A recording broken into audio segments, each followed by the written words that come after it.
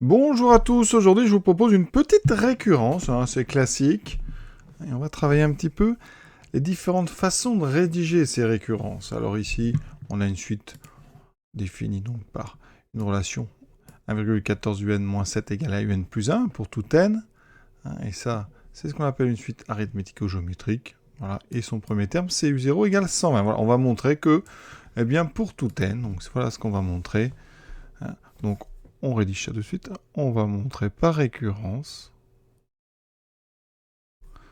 Donc, par récurrence. Alors, sur n, on ne précise pas toujours, c'est implicite, que, et donc, pour tout n appartenant à grand n, un, c'est 70 fois 1,14 à la puissance n plus 50. Alors, tout d'abord, cette propriété, voilà, vous avez une lettre n, mais on aurait très bien pu l'écrire, cette propriété, avec n'importe quelle autre lettre. Ces lettres, elles sont en fait temporaires le temps de la formule, donc j'aurais pu écrire, pour tout, par exemple, p appartenant à n, eh bien, up est égal à 70 fois 1,14 puissance p plus 50. Tout ça, c'est exactement la même chose. Donc, on a pris des habitudes. En général, on écrit les propriétés, ici, avec la lettre n. Alors, pour un raisonnement par récurrence, la première chose, vous le savez, c'est donc d'initialiser, c'est-à-dire de vérifier que votre propriété, elle est vraie au départ, c'est-à-dire pour la plus petite valeur de n. Ici, on est sur n entier naturel, donc ça sera n égale 0. Donc on va regarder ce qui se passe pour n égale 0. Alors, pour n égale 0, déjà le texte nous dit que u0 c'est 120. La formule nous dit, donc 70 fois 1,14, je remplace n par 0, plus puissance 0, plus 50. 1,14 puissance 0, ça vaut 1. Ça fait donc 70 fois 1 plus 50, ça fait 70 plus 50, ça fait 120. Donc effectivement, on retrouve bien U0. Donc, la propriété est vraie pour n égale 0. Ça, il n'y a pas, on va dire, 10 000 façons de le rédiger. Certains ici parlent du rang 0. Moi, je mets pour n égale 0, pas besoin forcément. Mais là, chacun, au moins chaque prof a un petit peu ses habitudes. Il faut les respecter. Hérédité. Alors, moi, par exemple, j'écris la plupart du temps, donc on suppose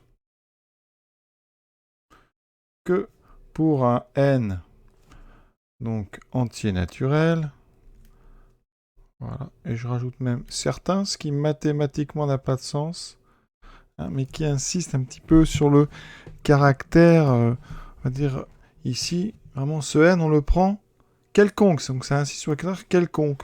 Donc pour un certain n entier naturel, on va supposer donc que la propriété est vraie. Ça veut dire on suppose que un, c'est 70 fois 1,14 puissance n plus 50. Alors au début, quand on fait des récurrences, on mélange un petit peu, c'est pour ça que certains n'aiment pas trop cette façon de rédiger, et préfèrent utiliser une autre lettre au moment de l'hérédité.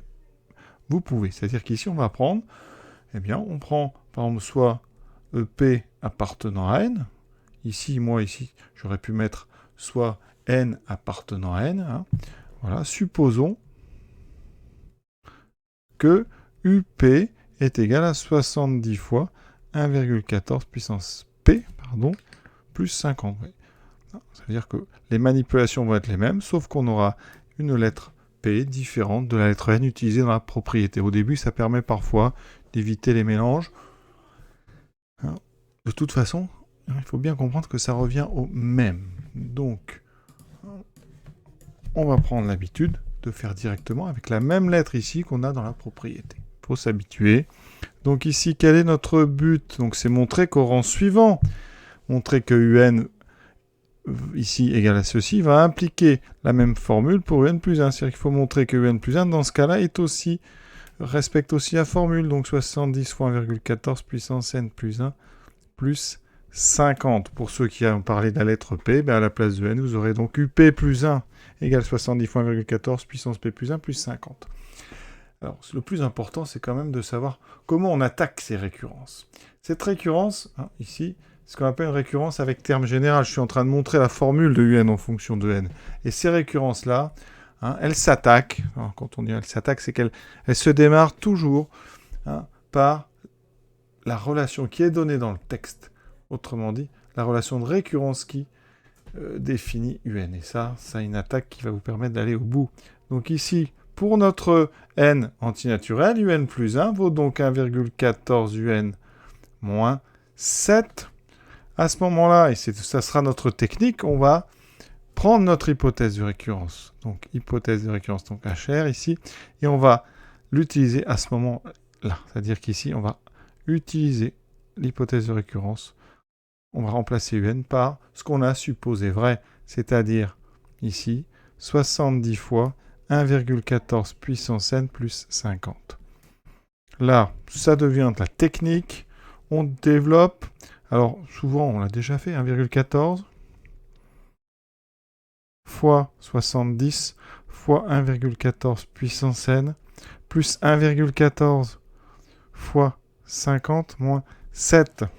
Ici, on va changer un petit peu l'ordre parce que la multiplication est commutative, donc on peut mettre le 70 devant.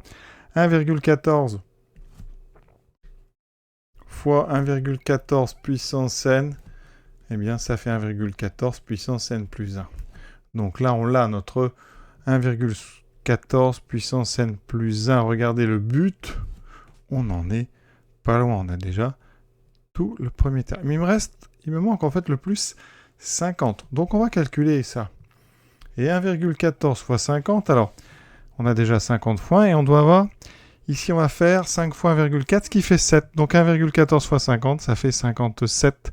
Et 57 moins 7, ça fait exactement 50. Donc on obtient 70 fois 1,14 puissance n plus 1 plus 50. Le but est atteint. On vient de vérifier que la propriété était héréditaire. Elle se transmet d'un rang n au rang n plus 1. Si vous avez utilisé la lettre P, elle se transmet d'un rang P au rang P plus 1. Donc ici, la propriété est héréditaire. Conclusion. Et pour info, voici comment on aurait rédigé ça avec la lettre ici P. Donc ça ne change absolument aucun calcul. C'est vraiment ici des jeux d'écriture. Donc, voilà, à vous de choisir ce que vous préférez. D'ailleurs, il y a quelques années, moi je préférais rédiger ça avec la lettre K. Donc, on a vraiment tous nos préférences. Il faut vous arriver à faire votre choix, un choix qui vous permet d'arriver au bout, sans trop mélanger les choses.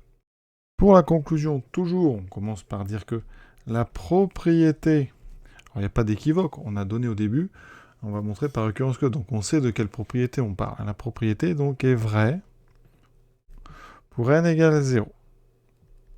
Ensuite, cette propriété, elle est héréditaire. Ça veut dire que, eh bien, si elle est vraie au rang n, elle est forcément vraie au rang n plus 1. Voilà. Donc, par le principe, l'axiome de récurrence, cette propriété, elle est vraie,